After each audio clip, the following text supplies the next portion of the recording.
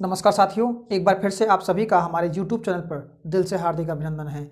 देखिए, मेवाड़ राजवंश के संबंध में ये हमारा दूसरा वीडियो है। इससे पहले हम आपको मेवाड़ राजवंश के बारे में एक विधिवत रूप से एक बहुत ही महत्वपूर्ण वीडियो जैत्र सिंह तक बना चुके हैं। जैत्र सिंह के बाद आज पढ़ना शुरू करेंगे। उससे पहले मैं आपको इसका ब्रीफ इंट्रोडक्शन दे रहा हूँ कि जो मेवाड़ में जो गुहिल वंश था, इस वंश के संस्थापक गुहिल या गुहदित्य माने जाते हैं।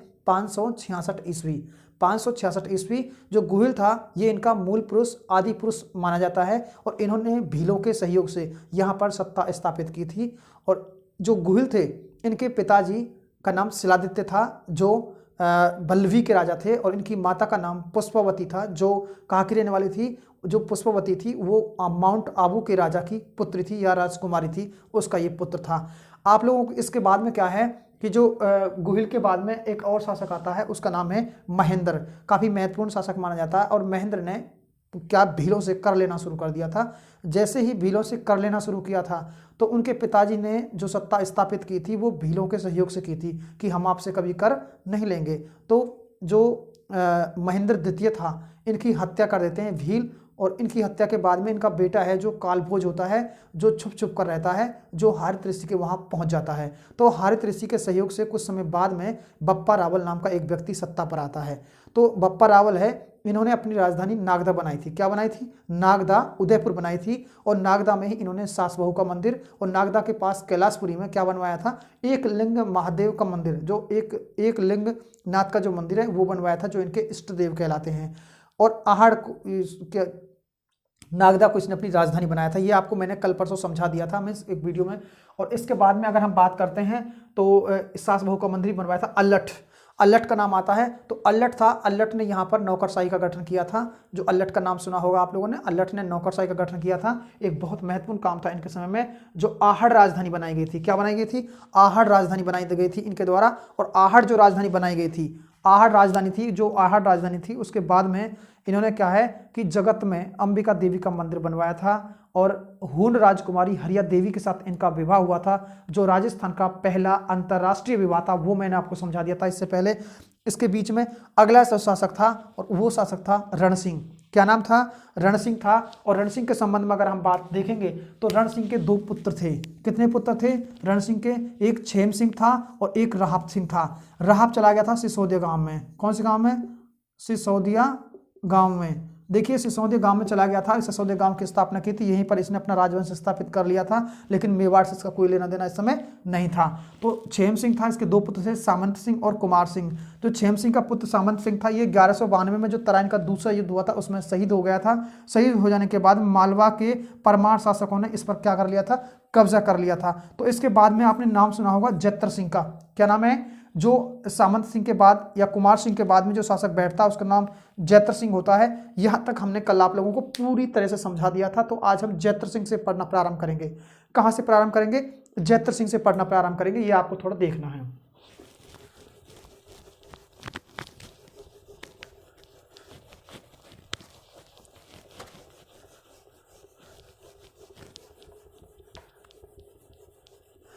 देखिए, अगर हम जैत्र सिंह के संबंध में पढ़ेंगे तो जैत्र सिंह के संबंध में हमें देखना है कौन शासक था? जैत्र सिंह। जैत्र सिंह, जो जैत्र सिंह है, इसने क्या है? चित्तौड़ को जीता था। किसको जीता था? चित्तौड़ को जीता था। चित्तौड़ विजय, यानी चित्तौड़ को विजय किया था। चित्तौड़गढ़ दुर्ग को इसने जीता था। बताया जाता है कि जो दशरथ शर्मा है, कौन है? दशरथ शर्मा जी। जो दशरथ शर्मा जी हैं, उनके अनुसार ये प्रथम विजेता हैं। क्या हैं? प्रथम विजेता, यानी चित्तौड़ के प्रथम विजेता जो गुहिल वंश के शासक थे वो कौन माने जाते हैं? जैत्र सिंह माने जाते हैं। इससे पहले आपको पता होगा मौर्य राजा मान से चित्तौड़ को किसने जीता था? बप्पा रावल ने जीता था। लेकिन अगर आपको प्रश्न पूछा जाए कि चित्तौड़ विजय के सही अर्थ में जो विजेता थे दशरथ शर्मा के अनुसार, वो कौन थे? तो जैत्र सिंह थे। कौन थे? जैत्र सिंह थे। तो इसने चित्तौड़ की विजय कर ली थी। इन्हीं के समय में एक युद्ध हुआ था, उसका नाम था भूताला का युद्ध। कौन सा युद्ध हुआ था? यानी भूताला का युद्ध। किसका युद्ध हुआ था? भूताला का युद्ध। देखिए, एक बार समझेंगे भूताला युद्ध। अगर भूताला का जो युद्ध हुआ था वो हुआ था 1226, यानी आपने सुना होगा भूत कब आए, यानी 12:30 बजे या 12:26 पर कब आए पर, यानी भूताला का जो युद्ध था 12:26 को हुआ था। ये युद्ध हुआ था, देखिए जैत्र सिंह कौन थे? जैत्र सिंह और इल्तुतमिश। जो इल्तुतमिश थे, दिल्ली सल्तनत काल के राजा इल्तुतमिश थे, इनके मध्य में हुआ था और इसमें विजय प्राप्त हुई थी जैत्र सिंह को, और इल्तुतमिश इसमें पराजित हो गए थे। ऐसा माना जाता है साथियों कि जो इल्तुतमिश थे वो भागते जा रहे थे और नागदा को आग लगा गए थे। किसको आग लगा गए थे? नागदा को क्या है, ये आग के हवाले कर गए थे। किसके हवाले कर गए थे? आग के हवाले। किसको कर गए थे? जो नागदा है उसे किसके हवाले कर गए थे? आग के हवाले कर गए थे। बताया जाता है नागदा में जब आग लगी थी तो उस समय राजधानी थी आहड़। क्या थी? आहड़। आहड़ राजधानी बनाई थी अल्लट ने, ठीक है। और जो आहड़ थी तो आहड़ तक आग की लपटे गई, तो इसको जो आहड़ तक भी इसका नुकसान हुआ था। तो आहड़ से इन्होंने परिवर्तित कर राजधानी कहाँ कर ली थी? चित्तौड़गढ़ कर ली थी। जो परिवर्तन किया गया था, जो राजधानी जो परिवर्तन की गई थी वो आहड़ से चित्तौड़गढ़ ले गए थे, वो जैत्र सिंह थे। तो जैत्र सिंह सही मायने में इसका विजेता माना गया था। जैत्र सिंह क्यों माना गया है? क्योंकि चित्तौड़गढ़ को राजधानी बनाया ही किसने था? जैत्र सिंह ने बनाया था। एक बहुत अच्छा प्रश्न है, मैं आपसे पूछना चाहता हूं कि जो भूताला के युद्ध का जो वर्णन है, भूताला युद्ध का जो वर्णन है वो किस में मिलता है? तो आप लोगों को पता होगा जय सिंह सूरी का एक ग्रंथ है, उसका नाम है हम्मीर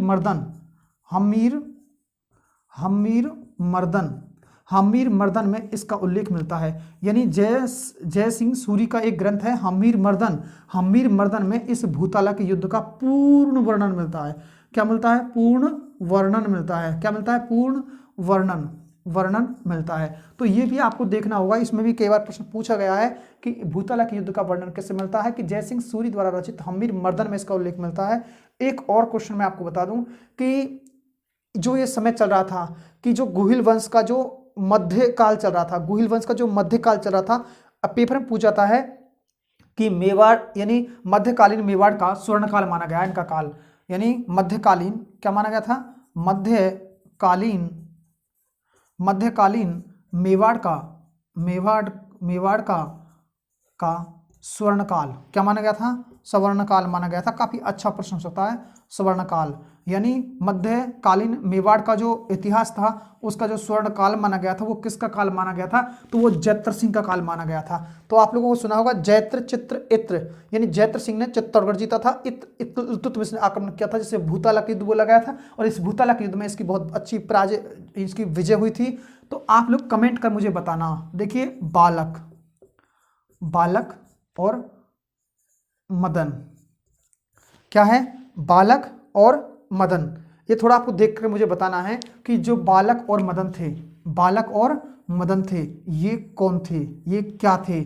आप लोगों को मैं एक हिंट दे देता हूं, एक बार सुनना थोड़ा सा। ये आप स्क्रीनशॉट मार लीजिए, इसे आप उतार लीजिए, ठीक है। जैत्र सिंह के बारे में हमने आपको पूरी तरह से समझा दिया है, ठीक है साथियों। तो ये देखिए, एक बार मैं आपको एक बात समझाने वाला हूं, वो समझिए आप। देखिए आपने आलाउदल का नाम सुना होगा कभी?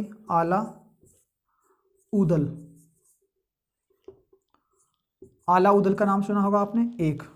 दूसरा आपने गोरा बादल का नाम सुना होगा आपने, गोरा बादल के साथ में आपने नाम सुना होगा जैता और कूपा का, जैता और कूपा नाम सुना होगा आप लोगों ने। आपने नाम सुना होगा रणमल रतिपाल, सुना होगा आपने रणमल और रतिपाल का। पांचवा आपने सुना होगा जेमल पत्ता राठौड़ कल्ला। देखिए कुछ नाम हैं जो मैं आपको बोर्ड पर इंदराज किए हैं। आलाउदल, गोरा बादल, जैता कूपा, रणमल रतिपाल, जयमल पत्ता और राठौड़ कल्ला। ये किन किन के सेनापति थे? ये प्रश्न आपने देखा होगा, आया होगा प्रश्न पत्रों में। तो मैं आपसे पूछना चाहता हूं कि जो बालक और मदन ये किसके सेनापति थे? जैसे आला और उदल चंदेल शासक परमर्दी के सेनापति थे। गोरा और बादल ये राजा रतन सिंह के समय में, जो रानी पद्मनी थी उसके समय में थे। जैता और कूपा मालदेव जो थे राजा उसके समय के थे। रणमल और रतिपाल साथियों हम्बीर देव चौहान के समय में थे। जयमल पत्ता और राठौड़ कल्ला ये उदय सिंह के समय में थे। तो ये आपको भली भांति पता होगा, जानकारी होगी। तो मुझे कमेंट कर बताना कि बालक और मदन किसके सेनापति थे। चलिए इसके बाद में अब हम पढ़ेंगे राजा रतन सिंह के बारे में। किसके बारे में पढ़ेंगे? रतन सिंह के बारे में। तो अगर आपको ये वीडियो पसंद आ रहा है तो निश्चित से लाइक शेयर जरूर करें अपने पड़ोसियों को, ताकि अन्य भाई भी इसका लाभ उठा सकें। ठीक है, अन्य स्टूडेंट, अन्य विद्यार्थी इसका लाभ उठा सकें।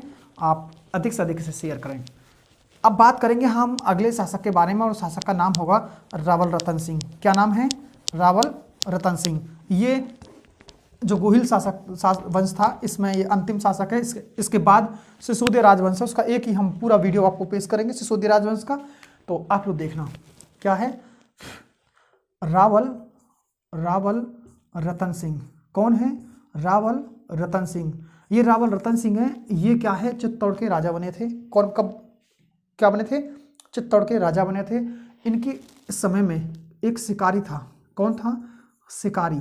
एक शिकारी एक तोते को लिए फिर रहा था। किसको? तोता। एक तोता लिए फिर रहा था, उसका नाम था हीरामन तोता। हीरामन नाम का एक तोता था। वो एक शिकारी के पास था जो बोलता था। आप लोगों ने सुना होगा हीरामन तोते के लिए गागरों का दुर्ग झालावाड़ विख्यात है। तो ये हीरामन नाम का तोता था, तो ये इसने ले लिया था एक शिकारी से। किसने खरीद लिया था? रतन सिंह ने खरीद लिया था। काफी कॉस्टली तो उसने दिया था, लेकिन इसे खरीद लिया था। तो इस हीरामन तोते के माध्यम से इसे पद्मनी का पता चला था। पद्मनी, इसे हम पद्मावती बोल सकते हैं। पद्मावती। इस पद्मावती के बारे में इसे क्या चला था? पता चला था। तो बताया जाता है कि रावल रतन सिंह हीरामन तोते के सहयोग से सिंगलदीप पहुंच गया था। कहाँ पहुंच गया था? सिंगलदीप अर्थात श्रीलंका पहुंच गया था।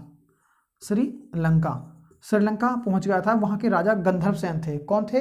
गंधर्व सेन थे। और गंधर्व सेन के घर पहुंच गया था और वहीं पर उसकी लड़की से प्रेम मोहब्बत करने लग गया था। बताया जाता है कि इनका विवाह जो हुआ था वो रावल रतन सिंह के साथ में जो पद्मावती का विवाह हुआ था वो राजस्थान का दूसरा अंतर्राष्ट्रीय विवाह है। दूसरा अंतर्राष्ट्रीय विवाह है। इससे पहले हरिया देवी के साथ में, हून राजकुमारी हरिया देवी के साथ में और अल्लट का विवाह हुआ था। आपको पता भी होगा, ये नौकरशाही का गठन किया था जिन्होंने।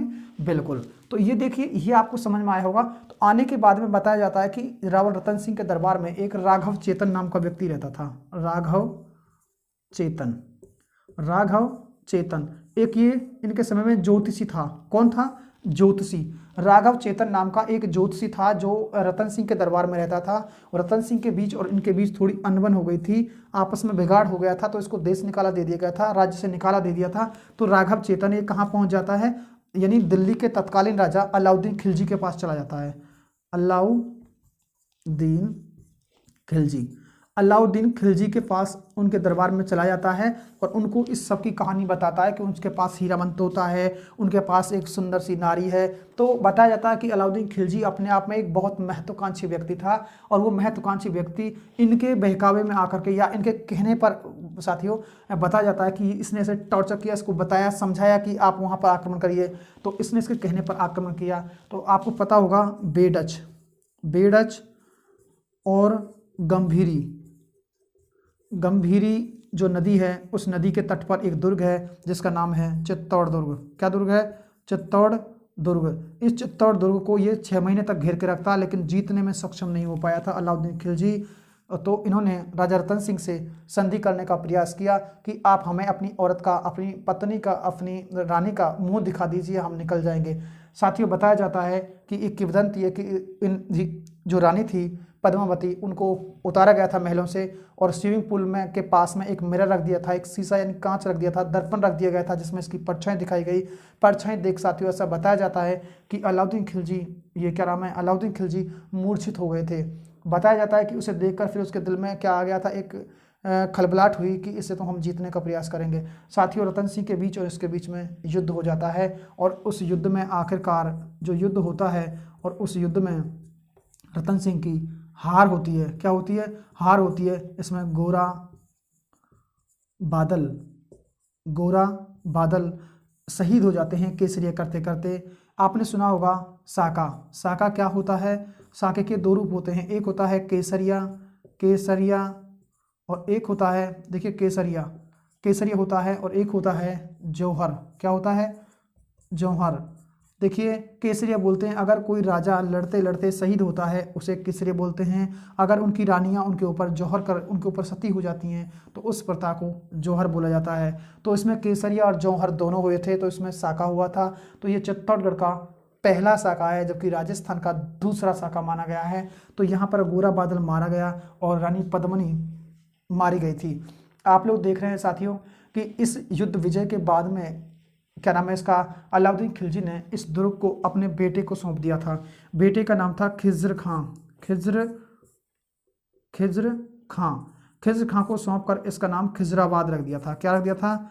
खिजराबाद। ये प्रश्न कई बार पेपर में पूछा जाता है कि इस महल का नाम क्या रख दिया था?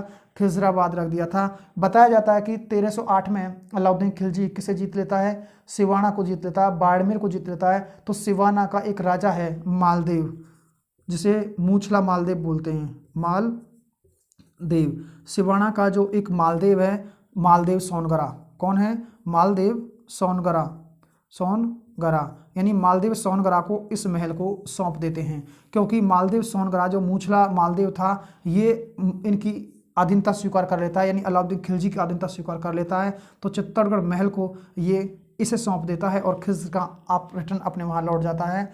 तो आप लोगों को पता होगा साथियों, अलाउद्दीन खिलजी तो चित्तौड़गढ़ महल से कुछ एक किवाड़ें थी जो अष्टधातु की किवाड़ें थी, जिन्हें कहाँ ले गया था? दिल्ली ले गया था, जिन्हें अलाई दरवाज़ा, हौज खास का नाम सुना होगा आपने, अलाई दरवाजे में लगवाया था। आगे चल करके कालांतर में उन किवाड़ों को और शाहजहां ने लाल किले में लगवाया था, और 1765 युद्ध विजय में जवाहर सिंह उन्हें भरतपुर ले आया था, अर्थात वो किवाड़ें आज भरतपुर के किले में लगी हुई हैं। आपको ये भी पता होगा साथियों।